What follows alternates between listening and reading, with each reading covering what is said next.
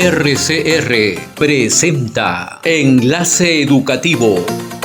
Desde estos momentos analizamos con entrevistas y comentarios la coyuntura educativa que el magisterio necesita saber en nuestro país. Bajo la conducción de los profesores Gilmer Mesa y Jacqueline Santos. Iniciamos Enlace Educativo, una producción del SUTEP.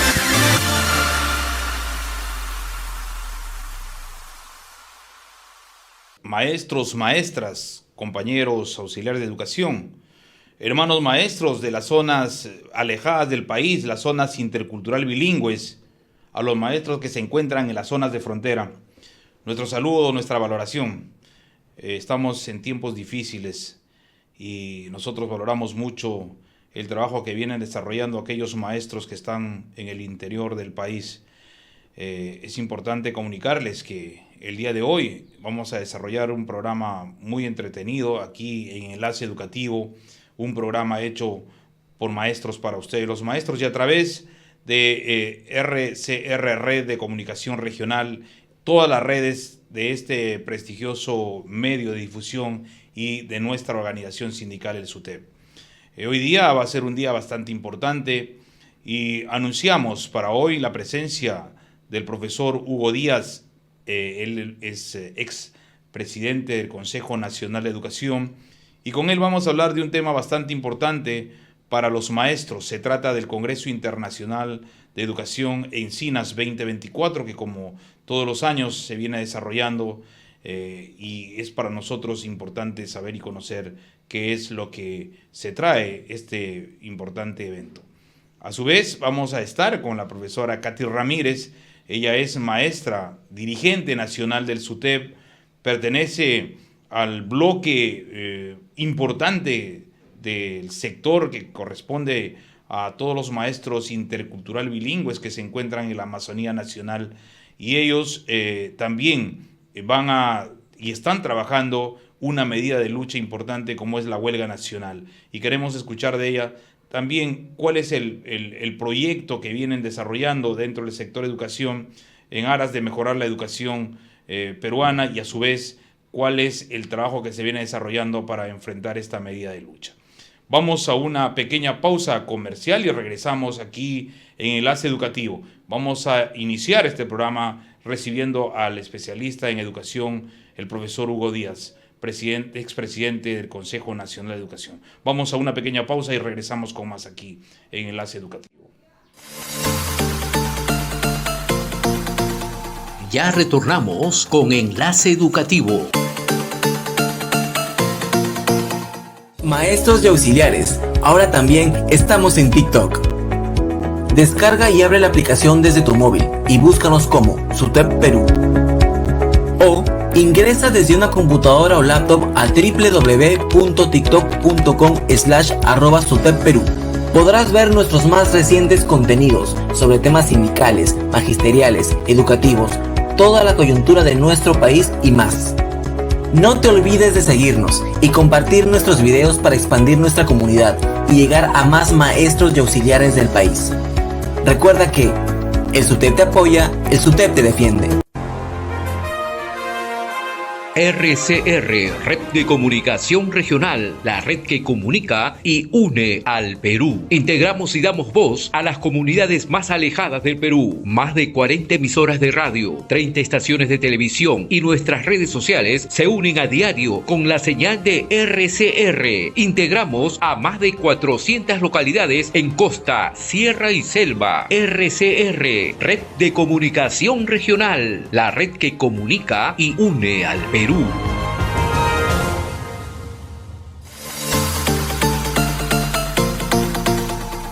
Sigamos con su programa Enlace Educativo. 10:04 de la mañana aquí en Enlace Educativo, un programa hecho por maestros para ustedes los maestros. Como cada año, de rama magisterial lleva a cabo el Congreso Internacional de Educación Encinas, en esta oportunidad en su 14 edición, y que va a llevar por título Entornos de aprendizaje en el escenario de la revolución digital. un espacio en el que nos venimos desarrollando todos los trabajadores de la educación, las redes sociales, las redes digitales, y se va a desarrollar entre el 23 y el 25 de octubre. Durante esos 3 días de congreso, ponentes internacionales, nacionales, van a profundizar en los paradigmas actuales, como el desarrollo de las prácticas docentes efectivas, una integración y avance científicos y tecnológicos en los planes de formación, de la gestión, en los entornos de aprendizaje de las distintas modalidades que existen, como es presencial, semipresencial y virtual, para seguir construyendo un futuro de educación que el país necesita. Y para conocer estos detalles de cómo es que se viene gestando ya todo un proceso de preparación para este evento pedagógico de talla internacional y muy importante del país, estamos ya enlazados con el profesor y especialista en educación, profesor Hugo Díaz Díaz, expresidente del Consejo Nacional de Educación, a quien le damos la bienvenida al programa y le deseamos los éxitos en la preparación y en el desarrollo de este Congreso Internacional. Profesor Hugo, muy buenos días, un gusto de tenerlo en el programa. Cuéntenos cómo es que se viene preparando este prestigioso evento que se viene desarrollando año a año y hoy ya estamos en la edición número 14.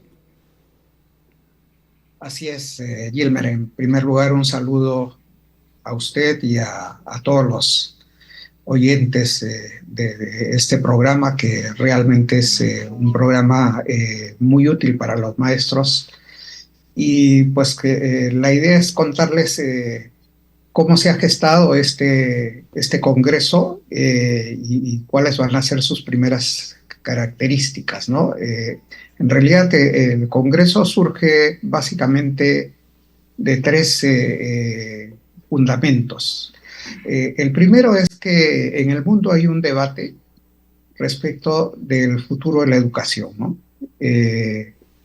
Se discute mucho si es que la educación debe ser en el futuro susceptible de mejoras como las que se han venido dando en el pasado, o si el sistema requiere una transformación mucho más fuerte, más profunda, como está sucediendo con otros sectores, ¿no? Como está sucediendo en salud, está sucediendo en todo el mundo de la producción, ¿no?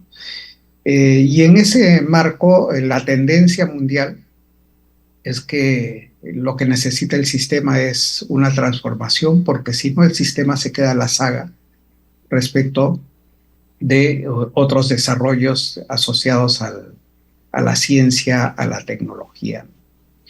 Eso no quiere decir de que no se pueda rescatar todo aquello que tiene que ver con lo bueno de la enseñanza tradicional, ¿no? La segunda razón es que ya tenemos neurociencia, tenemos inteligencia artificial, tenemos plataformas muy, muy, muy modernas, ¿no? Que lo que están trayendo son, si bien traen algunos riesgos, traen enormes beneficios para buscar salidas a la mejora de la calidad de la educación, ¿no? Y la idea es aprovechar esos beneficios y pues compensar, tratar de enfrentar esos riesgos que sabemos que existen, ¿no? Y la tercera razón es que, y esto es muy reciente, hay declaraciones de organismos internacionales, de mandatarios que se han reunido en Naciones Unidas. La tercera razón es que hay mucha preocupación respecto al desempeño de la educación. Para muchos mandatarios y muchos responsables de la cooperación internacional, la educación ya no está satisfaciendo las expectativas sociales, las expectativas del empleo, no está respondiendo a los problemas cruciales de la humanidad. Y lo que están reclamando es justamente esa transformación fuerte que se produzca en el sistema, ¿no? Mientras eso no se produzca, lo que está sucediendo es que los fondos de cooperación internacional destinados a educación se están derivando a otras urgencias, ¿no? Sea salud, sea el tema de las guerras, que en este momento pues están costando mucho a la humanidad, ¿no? Y entonces, si no hay una corrección, si no hay un giro importante que muestre logros de la calidad del sistema, pues lo que podría suceder es que la educación vaya perdiendo importancia en el escenario de las prioridades educativas, ¿no?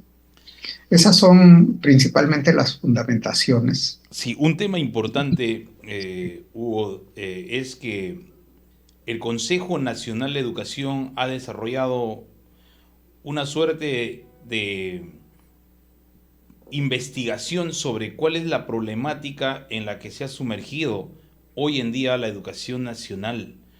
Y ahí hay algunos puntos que generan alerta. Y si trabamos esto al uso de la tecnología, vamos a encontrar profundas necesidades de coberturar también la tecnología en los lugares abandonados por la educación pública. Lugares abandonados no solo por la educación pública, sino también por el Estado en su generalidad. Lugares donde no existe tecnología cero, o hemos visitado instituciones educativas en este corto tiempo y hemos encontrado laboratorios de informática con 4 máquinas para 35 estudiantes. Es decir, estamos nosotros en una situación muy calamitosa en el aspecto de la tecnología y el avance de la tecnología. Hemos encontrado centros de cómputo con máquinas que no tienen internet, por lo tanto ya hay serias dificultades. Y esto el Consejo de la Educación también, el Consejo Nacional de Educación, ha encontrado como una problemática. Aquí le queda al gobierno, ¿no?, cerrar esa brecha, no solo de infraestructura, que existen millones de soles, sino también de tecnología, que tiene que ver con lo que hoy día este Congreso Internacional va a profundizar más en su 14ª edición. Y sobre ello, ¿qué es lo que requerimos los peruanos, los estudiantes peruanos? Una educación basada en situaciones y las propias necesidades. Nosotros, como organización sindical, hemos desarrollado un Congreso Internacional buscando una educación liberadora, emancipadora, ¿no? Y eso vamos a seguir propugnando y seguiremos articulando. Queremos un espacio para poder lograr colegios pilotos donde se pueda ensayar este tipo de educación como propuesta de nuestra organización sindical, y si es efectiva y tiene el razonamiento para poderse universalizar, sería también maravilloso. Hugo, cuéntanos sobre estos hallazgos del Consejo Nacional y cuáles serían los aportes del Consejo bajo propuestas al Estado para poder subsanar todas estas deficiencias que se vienen encontrando. Bueno, el Congreso lo que trata es de recoger justamente todas estas reflexiones, iniciativas que han venido surgiendo de distintos grupos, incluido el sindicato, ¿no?, con todos estos eventos que ha realizado.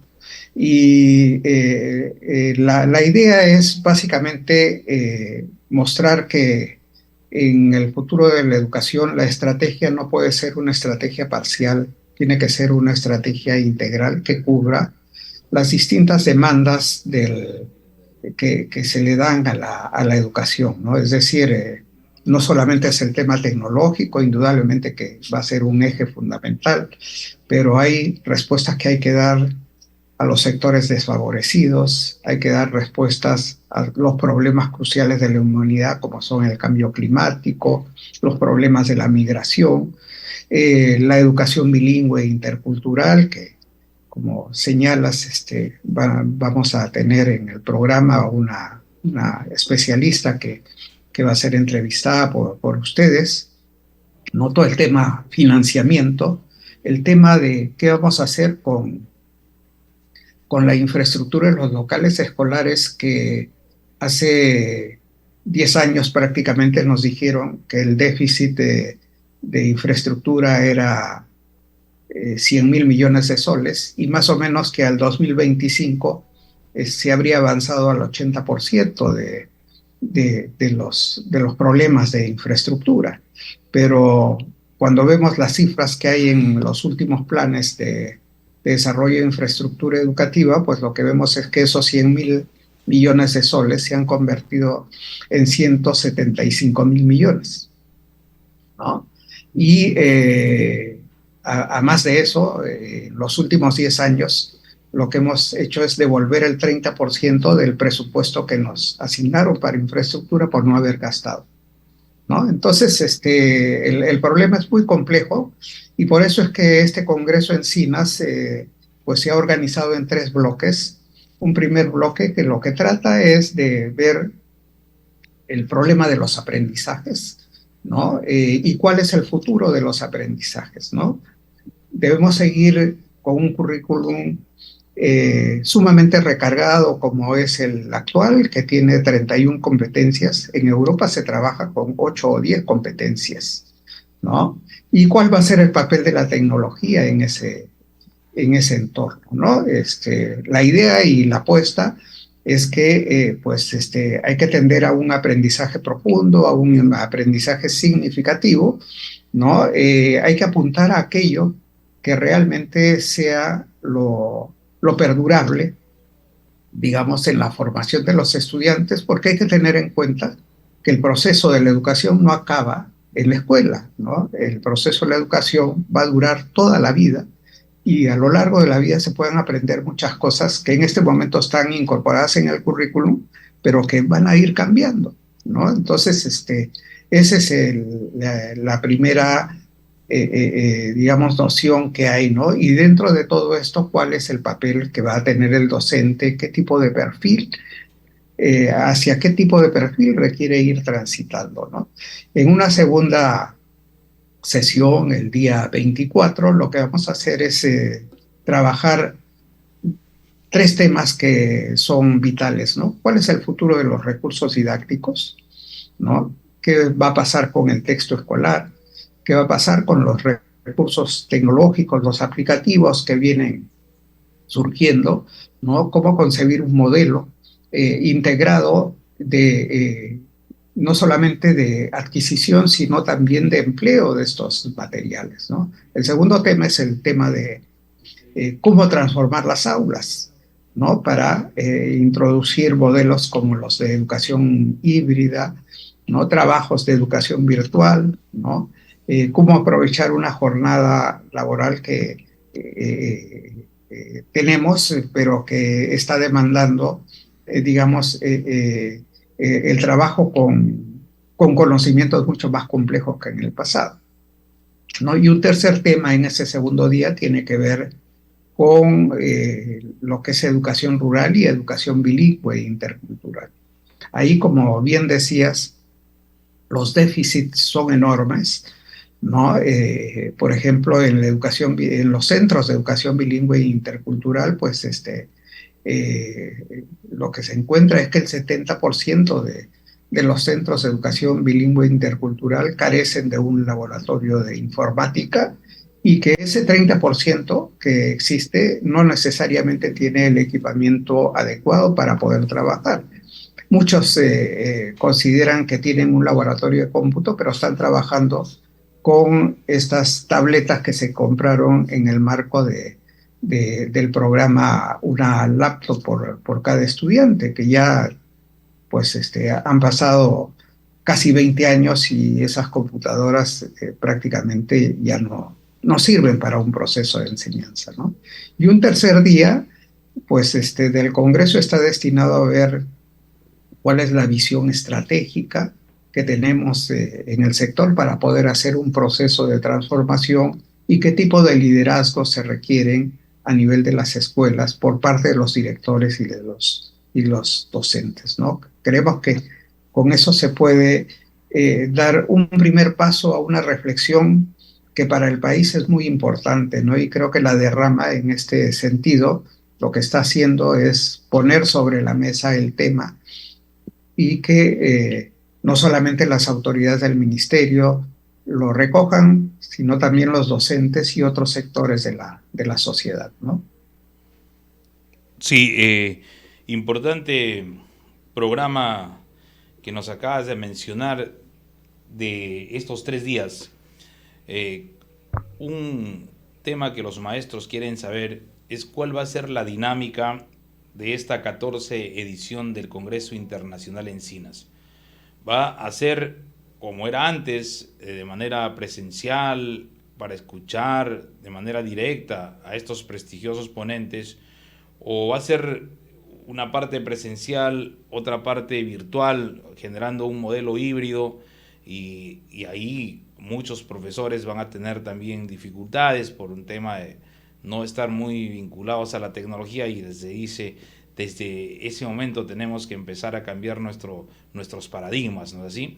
Pero siempre ellos dicen, no, preferimos asistir de manera presencial porque tenemos problemas con la virtualidad. Cuéntanos cuál va a ser esa dinámica y cómo es que se va a desarrollar este 14 Congreso Internacional. En realidad el Congreso tiene básicamente dos etapas, ¿no? Una es la realización del Congreso tal como está concebido y lo he explicado, y hay una segunda parte en donde vamos a hacer un post-Encinas, ¿no? En alguna de las regiones. La primera parte, es decir, la realización del Congreso, va a ser virtual.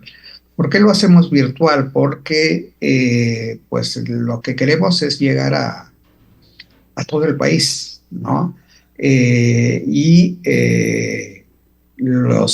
Los medios digitales hemos comprobado que están a la mano de la mayor parte de los docentes, ¿no? De acuerdo a los datos que se disponen, el INEI, por ejemplo, tiene estadísticas que saca trimestralmente.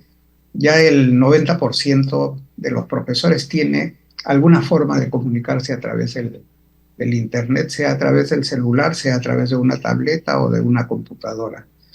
Entonces, la ventaja de hacerlo virtualmente es que podemos llegar no solo a Lima, sino al resto del país, y como lo hemos venido haciendo en los años anteriores, también llegar a otros países.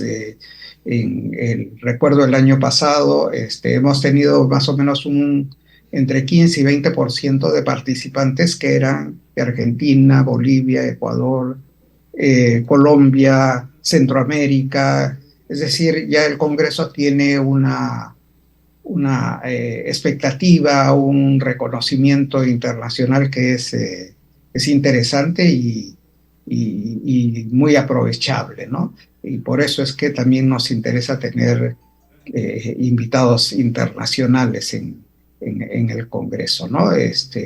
Vamos a tener representantes de la Universidad Pedagógica Nacional de Argentina, vamos a tener representantes de UNESCO, de Santillana, Colombia, vamos a tener representantes de nacionales de la Universidad Católica del Perú, la Universidad San Ignacio Loyola, la San Marcos. Vamos a tener también invitados de la Universidad Internacional de La Rioja, de España, ¿no? De la Sociedad Peruana de Investigación Educativa, ¿no? Del Ministerio de Educación, por supuesto, la viceministra de Educación y el director de PRONIET están invitados para hablar de los temas correspondientes, ¿no? Y por supuesto el sindicato, que también va a expresar su palabra en temas como que tiene que ver con las estrategias futuras para el cambio educativo, ¿no? Participando conjuntamente con la viceministra de Educación en el desarrollo de este tema, ¿no? Excelente. Lo que nos acaba de decir es importante. Todos tenemos derecho a acceder a un congreso tan importante. Si lo hacemos de manera presencial solamente en la capital, muchos maestros del interior del país, los que están ubicados en las zonas más agrestes y que son los que decíamos, los que muchas veces no son visibilizados, los maestros de las zonas intercultural bilingües, no pueden llegar a la capital para participar de este prestigioso evento. Por lo tanto, la virtualidad nos ayuda y nos conecta, pero queremos saber, va a haber una certificación, y cuál es el control para la certificación. Yo tengo por entendido de que hay que enviar de repente algunos documentos a alguna plataforma para que nos puedan tomar en cuenta cómo va a ser el control de la asistencia, y nos preguntan en las redes y queremos que absuelvas estas preguntas a los profesores. Y finalmente, la certificación va a tener una validez para el escalafón magisterial, como siempre los profesores también nos preguntan por interno. Sí, es un tema muy importante y hemos tenido en cuenta ello al momento de concebir el evento, ¿no? Se ha hecho un convenio con la Universidad Nacional Mayor de San Marcos. Hay una certificación que pues equivale a 120 horas de, de clases, ¿no? Y esas 120 horas sí son válidas, digamos, para efectos de poder ser utilizadas en procedimientos de promoción, de ascenso, incluso de ingreso a la carrera pública magisterial, ¿no? ¿Qué necesitan los profesores? Los profesores, para poder certificarse, en primer lugar, necesitan haber participado los 3 días del evento, ¿no? Lo segundo es que deben hacer un breve escrito con un máximo de 200 palabras. En realidad 200 palabras es máximo una hoja y media, digamos, en donde lo que deberían expresar es cuán útil y para qué les puede servir el Congreso Encinas, ¿no? ¿Para qué les ha servido el Congreso Encinas en relación a mejorar sus prácticas educativas, ¿no? Y luego está que, como esto es un servicio que hace la Universidad de San Marcos, pues hay un pago que van a hacer por la certificación, no por el Congreso. El Congreso es totalmente gratuito, ¿no? Aquel profesor que quiera la certificación, pues ingresando a la página web de la Derrama, www.derrama.org.pe, primero pueden inscribirse y luego de inscribirse pueden elegir si quieren certificarse o no, ¿no? Y allí van a aparecer todos los costos. Hay descuentos por inscripción anticipada, ¿no? Y los profesores, pues, si es que acceden a la certificación y pagan el costo de la certificación impuesto por la Universidad de San Marcos, ¿no? Pues al término del Congreso y cumplidos los requisitos, lo van a tener y les va a ser válido para efectos de su carrera magisterial, ¿no? En esta realización del Congreso, pues pueden participar no solamente los maestros asociados, también maestros del sector público, otros que no estén asociados, del sector privado, ¿no? Pueden participar, digamos, colectivos de profesores que quieran unirse y no solo se inscriben individualmente, sino quieren inscribirse 10, 15 profesores, pues tienen sus descuentos, ¿no? También hay corporativos, ¿no? Entonces, el requisito es que sean un mínimo de 10 en el caso de que se junten, o sea, una acción corporativa, pero van a tener descuentos, ¿no? Igual que los estudiantes, principalmente aquellos estudiantes que están en los institutos y en las facultades de educación, ¿no? Creo que eso es un tema clave, es muy importante.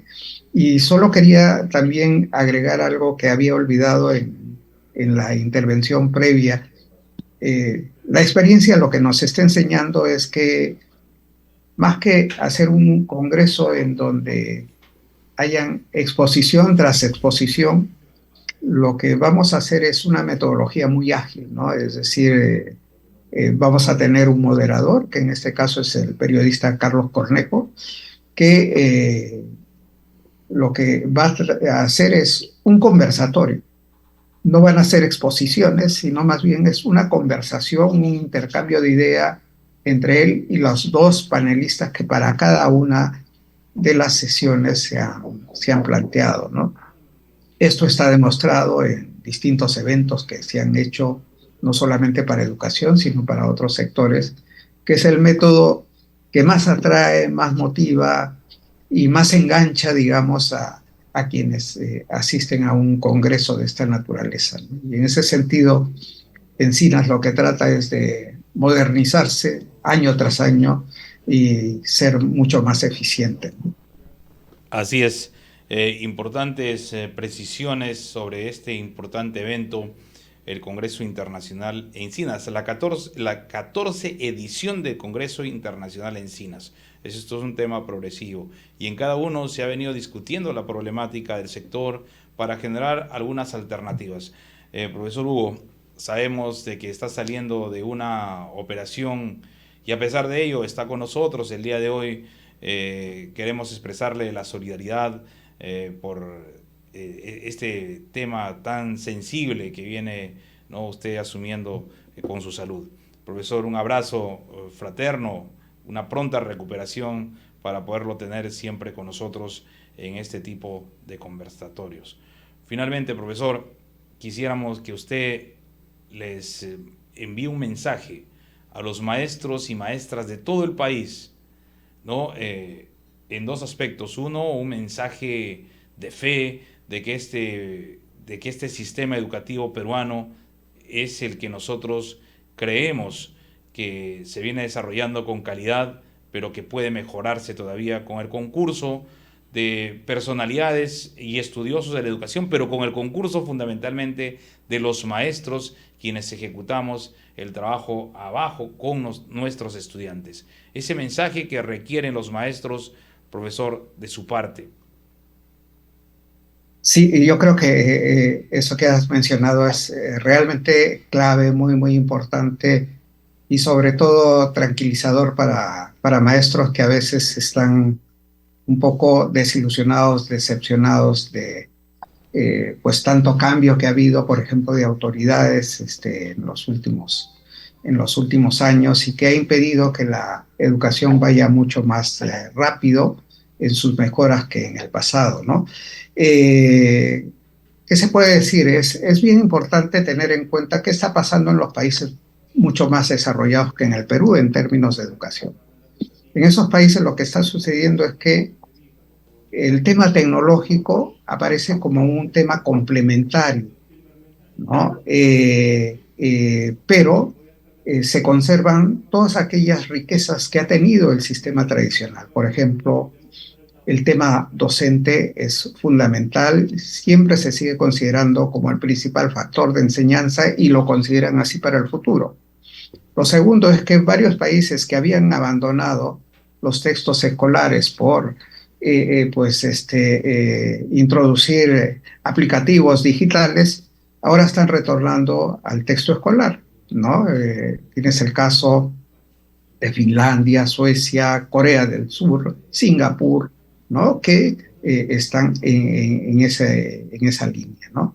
Lo tercero es que definitivamente hay que confiar en las capacidades de los maestros, ¿no? Que es una de las debilidades de nuestro sistema. Nuestro sistema es demasiado centralista y creemos que tenemos que empezar a confiar más, así como en otros sectores se confía en las decisiones de un médico, por ejemplo, al momento de operar o de recetar una medicina, pues en el caso de la educación tiene que ser lo mismo, ¿no? Los docentes son profesionales, están formados para eso, para educar, para enseñar a aprender, ¿no? Y el Estado tiene que reconocer que esa profesión pues es valiosa, tiene un mérito y hay que confiar en los resultados de esa profesión, ¿no? Entonces, mi mensaje básicamente es que el profesorado tiene que estar tranquilo, tiene que estar confiado en que cualquier cosa que pueda pasar en el futuro en materia de desarrollo tecnológico, eso siempre va a ser un complemento, pero la formación en valores, la formación que tiene que ver con la socialización de las personas, la formación que tiene que ver con el pensamiento crítico, con un razonamiento, con una visión más solidaria del mundo, con una personalidad mucho más tolerante, eso no lo va a dar las tecnologías, lo va a dar el profesor en un trabajo con sus compañeros, con los estudiantes, con las familias, ¿no? Y en ese sentido, pues, los profesores tienen que seguir siendo reconocidos, más bien tienen que ser apoyados en su capacitación, en su perfeccionamiento, porque la educación cambia todos los días y cambia lo que se pensaba un año en este momento respecto de las políticas educativas, no necesariamente va a ser lo que se piense el próximo año, ¿no? Hay una velocidad de cambio impresionante y por eso es que el Congreso habla más de transformación que de pequeñas mejoras en el sistema, ¿no? Así que ese es mi llamado y termino diciéndoles que pues los invitamos a los docentes a participar en el Congreso. No se lo pierdan porque va a ser muy interesante. Además, el énfasis del Congreso va a estar en las prácticas docentes, ¿no? No queremos abondar, ahondar mucho en las políticas macro, sino más bien en aquellas que tienen que ver con el desarrollo de las prácticas del profesorado. Gracias, profesor Hugo. Para nosotros ha sido un gusto tenerlo hoy en el programa. Un abrazo, pronta recuperación. Bien, vamos Gracias, a una pequeña pausa y regresamos con Katy Ramírez y más aquí en el programa Enlace Educativo.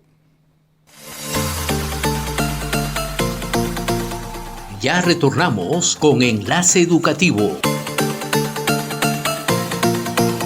Y para conocer cómo es que se vienen preparando los maestros de estas comunidades alejadas de nuestro entorno citadino, de la ciudad, con comodidades, ya está la maestra Katy Ramírez para conversar con nosotros de cómo es que los maestros y qué sienten los maestros de tanto olvido. Yo recuerdo mucho lo que decía el profesor Agustín Cairuna: lo que no se visibiliza no existe, y si no mostramos la situación en la que viven los maestros, que comparten los maestros en estas comunidades, prácticamente la sociedad citadina de las ciudades no saben que existen. Katy, buenos días, un gusto para nosotros es de tenerte en el programa. A través tuyo, exprésales el saludo fraterno a todos los maestros y maestras de las comunidades intercultural bilingües. Katy, buenos días. Cuéntanos cómo vienen preparándose en tu región para dar inicio el día siguiente a la huelga nacional. Buenos días, profesor Gil. Me reciba el saludo de Ayali al Ministerio Bilingüe. Nosotros estamos haciendo también explicando a los maestras, de igual manera a los el porqué de la huelga escalonada. Nosotros tenemos que explicar por qué también puedan tomar y sumarse a la lucha. Katy, veníamos conversando sobre cómo es que vienen ustedes preparando esta medida de lucha y nos contabas de que venían conversando con los maestros sobre las necesidades que tenemos de continuar con esta medida de lucha que la iniciamos de manera legal y hoy estamos entrando a una confrontación directa. Sí, maestro Gilmer, nosotros como dirigentes nacionales, al mismo tiempo dirigentes regionales, de representación como secretaria general de maestros bilingües acá en la región. También estoy visitando a las instituciones educativas, hablando con los directores y la plana docente de niveles educativos, tanto de inicial, primaria y secundaria, en las comunidades para poder dar el porqué de la medida de lucha a nivel nacional.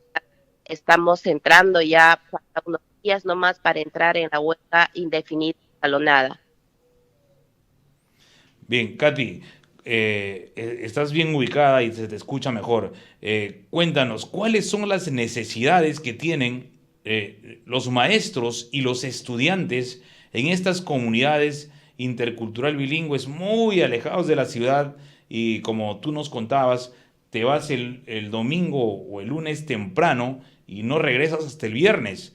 Cuéntanos, ¿cuáles son las necesidades? Hoy hablábamos con el profesor Hugo Díaz sobre ya un proyecto de involucrar a la educación pública con la tecnología de punta.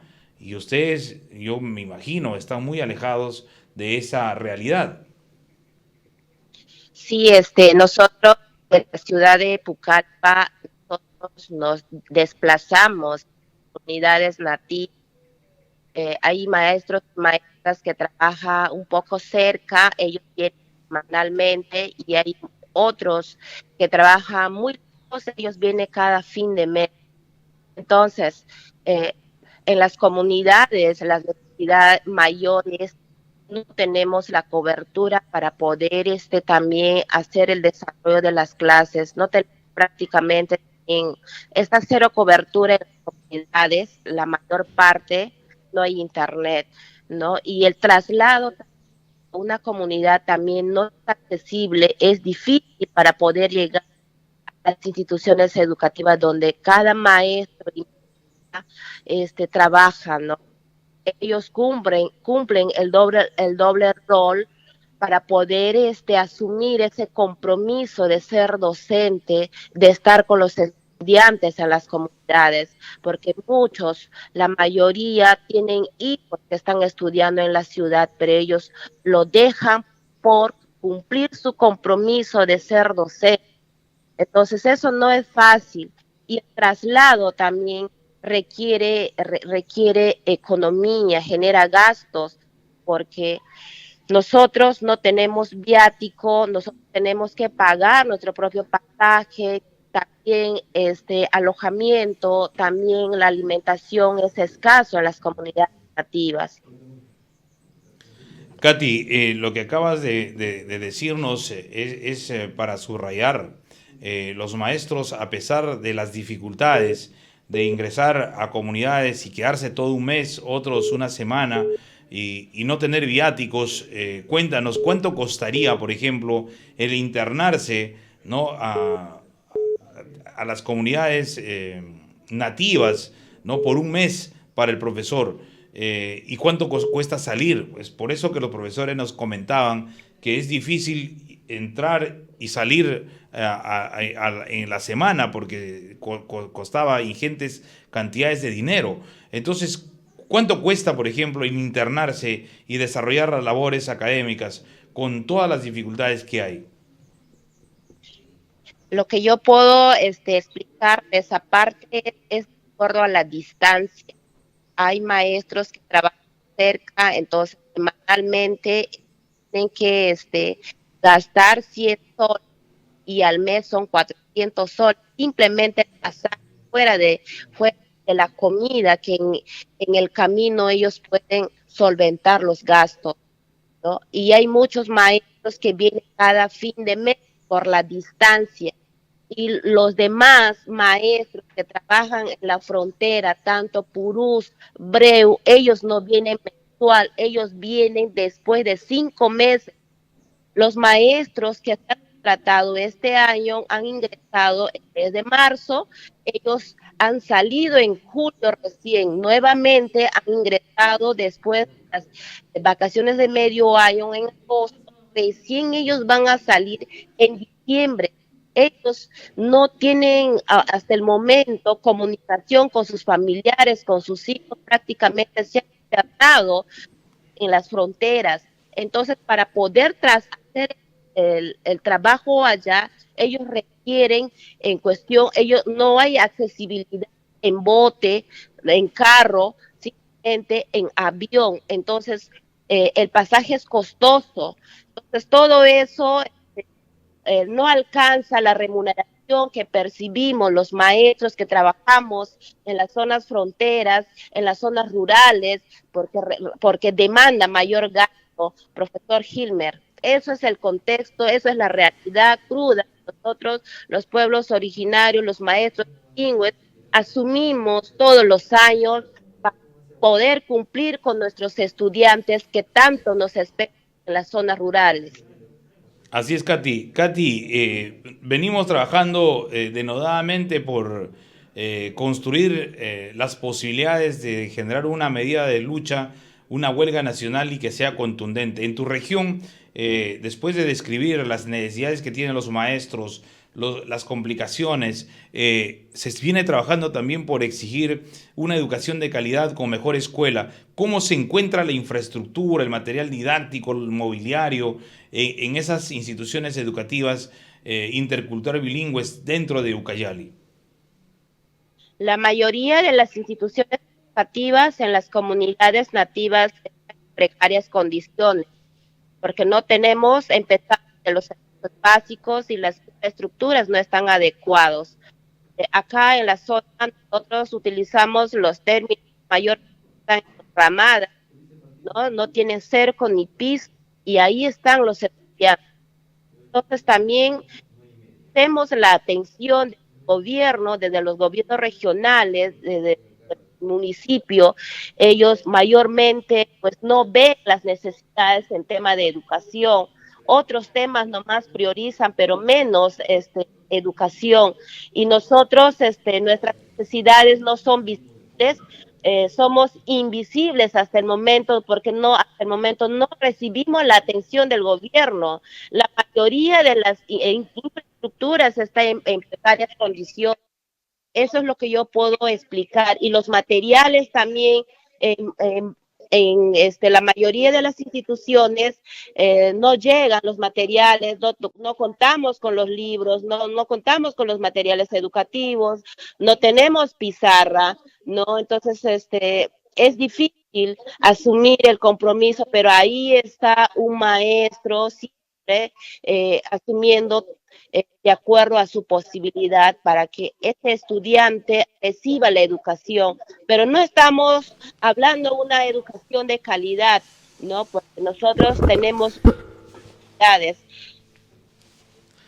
Bien, Katy, estamos preparándonos para esta medida de lucha teniendo en cuenta todas las situaciones que se han presentado durante estos días y estos últimos años, un abandono, decía el profesor Hugo, algo que es muy cierto, ¿no? Había una brecha de infraestructura de más de 100 millones de soles. Hoy día, 100.000 millones de soles, perdón, porque 100 millones se puede solucionar rápido. 100.000 millones. Hoy día hay más de 160.000 millones de soles. O sea, hay una brecha tremenda. Y las comunidades como las suyas no escapan de ello. Katy, un gusto ha sido tenerte en el programa. Los maestros conocen hoy más sobre cómo es que ustedes laboran en situaciones bastante precarias y nuestra solidaridad con los maestros que tienen que viajar, irse por todo un año o irse por todo un mes. O como tú, ¿no? Conoces a muchas de tus compañeras que se van cada semana y tienen que ir pagando y gastan 400 soles semanal solo en pasajes vía fluvial. Y eso es las condiciones en las que tenemos a los maestros y maestras del interior del país. Katy, muchísimas gracias por haber estado con nosotros en el programa. Muchísimas gracias por la oportunidad. Gracias a ti, Katy. Bien, vamos llegando al final del programa. Recordemos siempre que estamos a través, y nos pueden encontrar a través de nuestra página web del SUTEP, www.sutep.org. En el Facebook también nos encuentran como SUTEP Perú y en el YouTube estamos como SUTEP Perú. Escríbanos al Twitter porque sus comunicaciones es importante. También estamos en el TikTok como @SUTEP Perú. Vamos ya cerrando el programa, pero queremos dejarles con una canción que nos va a llevar siempre a la reflexión y la unidad. Muy buenos días, permiso. La lucha es una escuela y la victoria es la hija mayor del sacrificio. Y el SUTEP combativo es el camino que no tiene destrucción.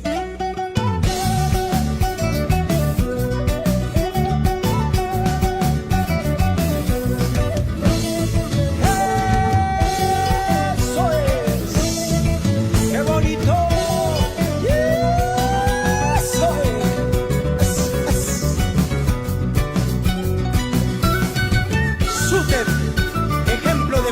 y unidad. ¡Vamos, compañeros!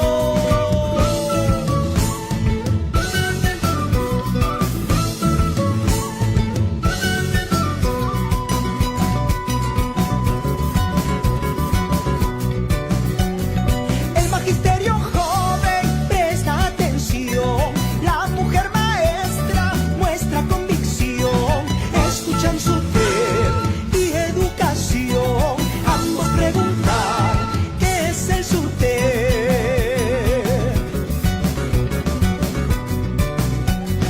El magisterio de la costa va avanzando. La mujer maestra está a su lado. Escuchan el SUTEP te defiende. Ambos preguntan qué es el SUTEP.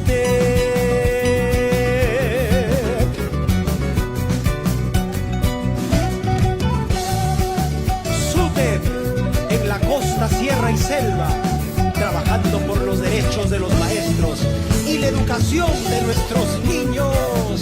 ¡Ja, ja! ¡Vengo ahí! ¡Eso es!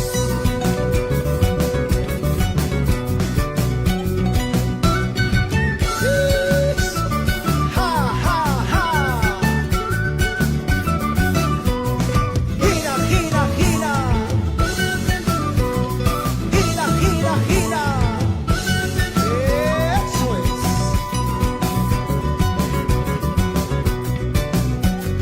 En la sierra y selva del Perú querido, valiente magisterio agita conmovido. El SUTEP con el pueblo unidos estarán. Algunos preguntan qué es el SUTEP.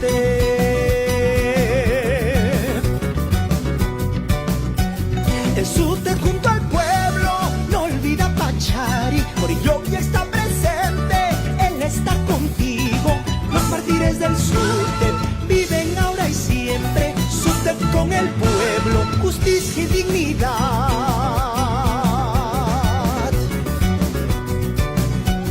El SUTEP es consecuencia, el SUTEP es unidad.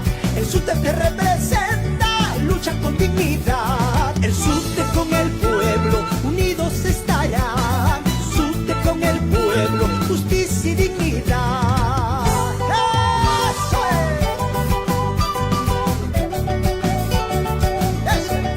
¡Eso es! ¡Rico ahí!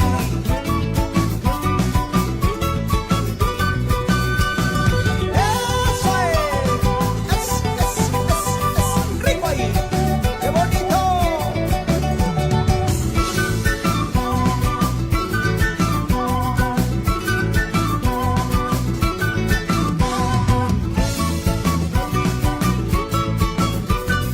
El SUTEP.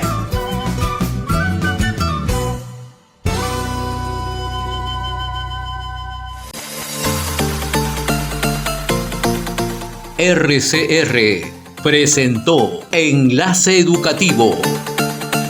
Retornamos en nuestra próxima edición con los temas de coyuntura educativa que el magisterio necesita saber en nuestro país. Enlace Educativo, una producción del SUTEP.